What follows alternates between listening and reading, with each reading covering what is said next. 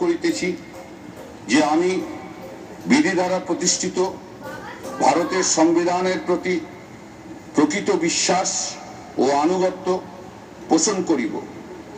আমি ভারতের সার্বভৌমত্ব ও সংহতি রক্ষা করিয়া চলিব এবং যে কর্তব্যভার আমি গ্রহণ করিতে চলিয়াছি তা আমি বিশ্বস্তভাবে নির্বাহ করিব।